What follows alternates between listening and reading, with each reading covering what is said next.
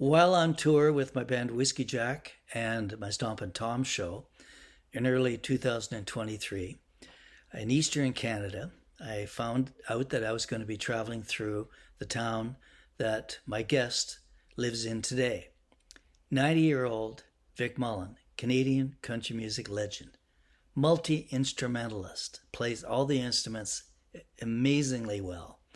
But he's famous in my world as a banjo player in the Don Messershow Show.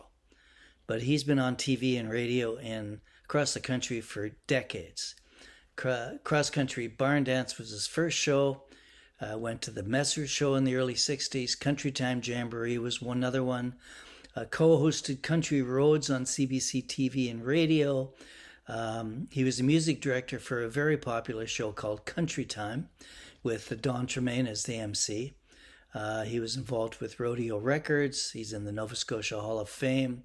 He's just a pretty fascinating character. A lot of laughs. We had a lot of fun. I hope you enjoy my conversation with him. Wait for it.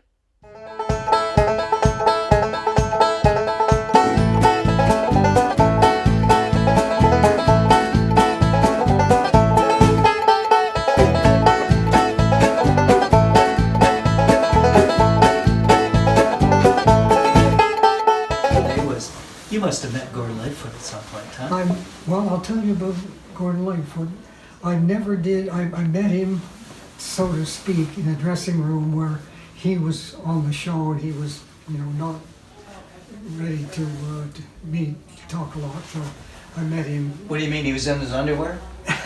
Well, he had his pants on, but I was doing a television show in Barrie, Ontario. Oh, that one you told me about, yeah. And he came and did some of his first songs that he had ever written on that show. He would have been 17 years old. Wow. That's the only time that I spent. But and did you predict his stardom at that time? Were you? Well,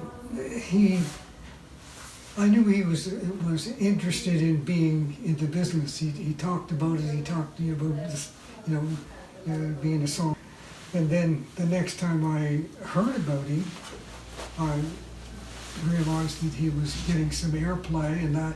But he was a dancer, of course, on the Singin' Swingin' 8. Living with a lot of things these days, like the word is out that I used to be a square dancer on Country Hoedown. Now this is a big deal right now, you see. Now, actually, the only reason I was on Country Hoedown was because it was the first professional job I ever had. I was hired by Dave Thomas and Art Snyder because I was a Cracker Jack sight reader, and I sang in the vocal chorus on that show. As a matter of fact, I was probably the best singer and harmonizer in it. A couple of the other people included Billy Van Evera, who was in it. Billy Van, and 2 or 3 other people. And I was in that show because I was a Cracker Jack choral singer. Which came from the... But every night they used to make us get out there and clog for a minute, you see? Johnny Davidson and the Singin' Swingin' 8, that was part of the trip. You get out there and you clog for a minute. He quit the bank to do that. Hmm? He quit a job at the bank to do that. Yeah. And when he went in to tell the bank manager that he was quitting so he could square dance on a TV show, he thought he was crazy. Think where he could have gone in the bank. Yeah. He could have really risen to the top in the bank. Can you think of a more influential singer-songwriter in Canada than No, I Gordon wouldn't say Lightfoot? anybody was quite on his level, no. Stompin Tom had his own Niche. repertoire and his own way of going ahead. And Tom was, I didn't know Tom that well. I spent time with him, but sometimes he was raring to go and talk about something, and the next time he just wasn't quite as talkative. But he did my Countrytime show twice. With a guitar under one arm and a stompin' gourd under the other, here's Stompin' Tom Connors. It's Bud the Spud from the bright red mighty.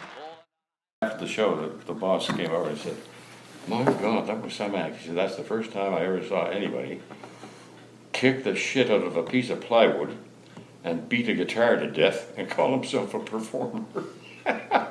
Little did he know. was obviously lacking when I met see, him. we taped that show for 5 years in front of 1,200 people every week. And we did 2 shows on every Sunday for 4 weeks. Yeah. And then we'd take 4 weeks off and plan the next, and I'd go on the road. Don Messer is what made me well enough known to go out west and be a draw of some kind to make a living and do well. Mm-hmm. Because Don Messer was king out there, Yeah. And so during the last years of Don Messer, Don didn't care for the fact that I was also doing Singalong Jubilee, which Anne Marie was one of the original people in, and Langstaff. so I did that, not much on camera, although there's some things that show up on YouTube.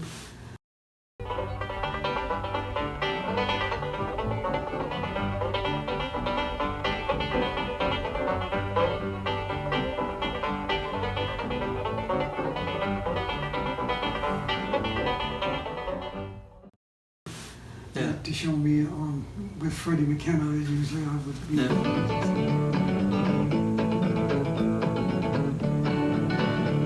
If I'm moving, please listen to me, 'cause I got a pretty mama in Tennessee. I'm moving on, I'll soon be gone. So shovel the coal, let us rattle and roll and keep moving me on.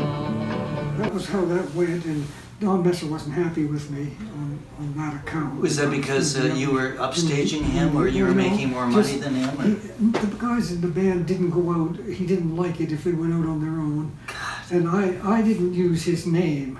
Like I did occasionally because people knew Yeah. who I was, and Yeah. so we talked about Don Messer.